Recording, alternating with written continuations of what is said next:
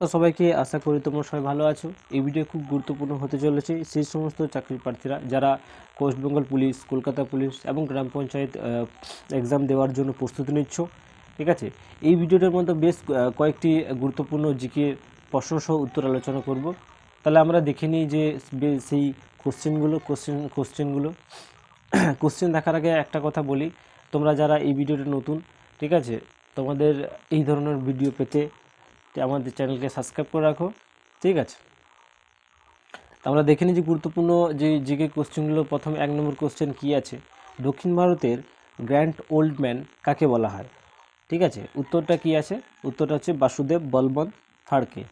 ঠিক আছে, এখন দ্বিতীয় নম্বর কোশ্চেন আছে, কাকে চরমপন্থীর বিপ্লবের জনক বলা হয়? উত্তরটা কি আছে? বাসুদেব বলবন্ত ফাড়কে। তৃতীয় নম্বর কোশ্চেন হচ্ছে, ইন্ডিয়ান বার্ক নামে কে পরিচিত ছিলেন? উত্তরটা সুরেন্দ্রনাথ ব্যানার্জি। এরপরে 4 নম্বর কোশ্চেনে আসি, খাজুরা মন্দির কোন রাজ্যে অবস্থিত? উত্তরটা হচ্ছে মধ্যপ্রদেশ।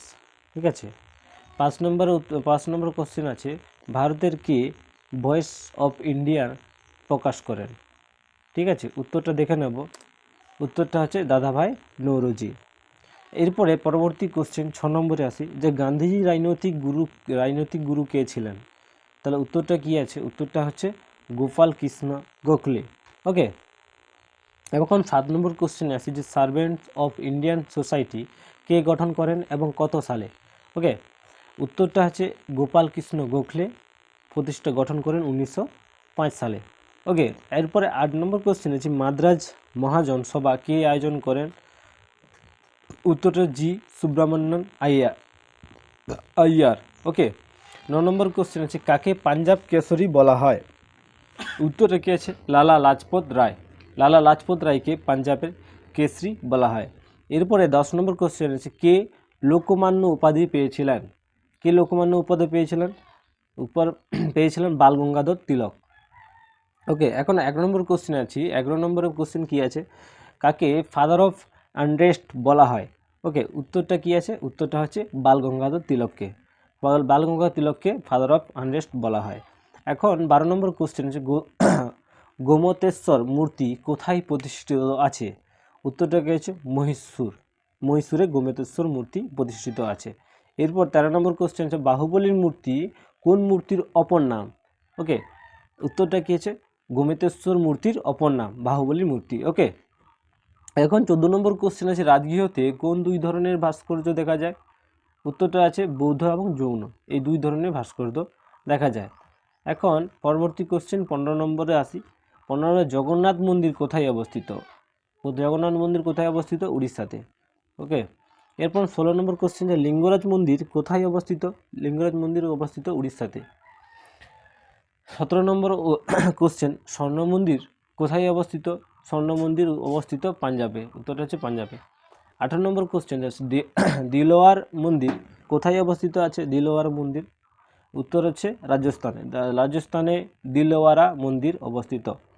19 নম্বর কোশ্চেন আছে, মীনাক্ষী মন্দির কোথায় অবস্থিত? মীনাক্ষী মন্দির অবস্থিত তামিলনাড়ুতে। কোথায় অবস্থিত? তামিলনাড়ুতে। এরপরে 20 নম্বর কোশ্চেন আছে 20 নম্বর কোশ্চেন আছে, নটরাজ মন্দির কোথায় অবস্থিত? নটরাজ মন্দির অবস্থিত তামিলনাড়ুতে। এখন 21 নম্বর কোশ্চেন আছে, বৃহদীশ্বর মন্দির কোথায় অবস্থিত?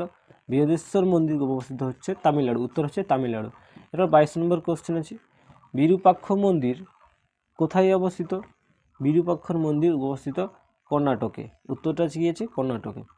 এরপর আমরা 23 নম্বর কোশ্চেনে আসি, ভারতের কোন রাজ্যকে ডিমের ঝুড়ি বলা হয়? উত্তরটা হচ্ছে কি? অন্ধ্রপ্রদেশ। এখন পরবর্তী কোশ্চেন 24 নম্বরে, ভারতের উদ্যান শহর নামে পরিচিত কোন শহর? উত্তরটা হচ্ছে বেঙ্গালুরু। ঠিক আছে, এখন 25 নম্বর কোশ্চেন আসি, ভারতের প্রবেশদ্বারের নামে পরিচিত কোন শহর? ভারতের প্রবেশদ্বার নামে পরিচিত কোন শহর? উত্তরটা আছে মুম্বাই। এরপর আমরা 26 নম্বরের কোশ্চেনে আসি, যে ভারতের গোলাপি শহর কাকে বলা হয়?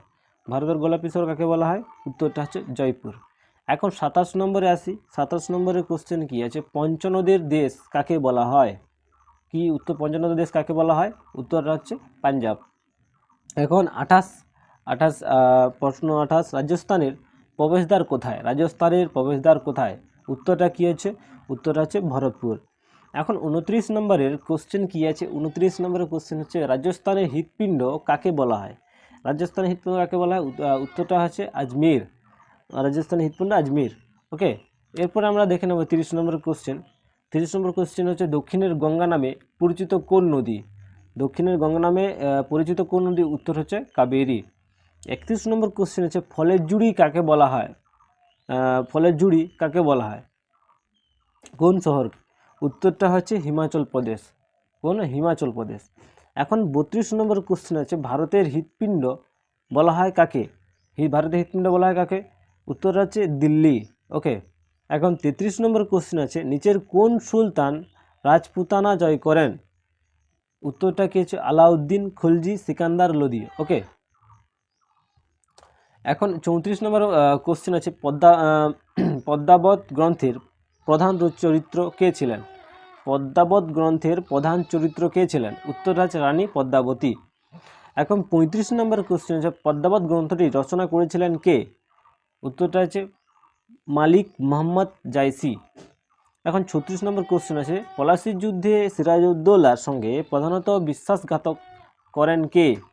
উত্তরটা কি আছে? উত্তরটা হচ্ছে মির্জাফর। এখন 37 নম্বরের কোশ্চেন আছে মির্জাফর কোন যুদ্ধে পরাজিত হন? মির্জাফর কোন যুদ্ধে পরাজিত হন? উত্তরটা আছে বিদারার যুদ্ধে পরাজিত হন।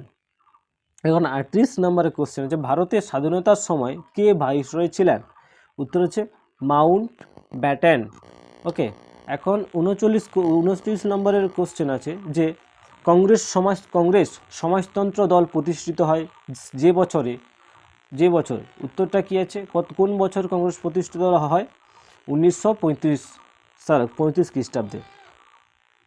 40 নম্বর কোশ্চেন এবং আমাদের 40 নম্বর লাস্ট কোশ্চেন যে কবে গোল টেবিল বৈঠক আয়োজিত হয়?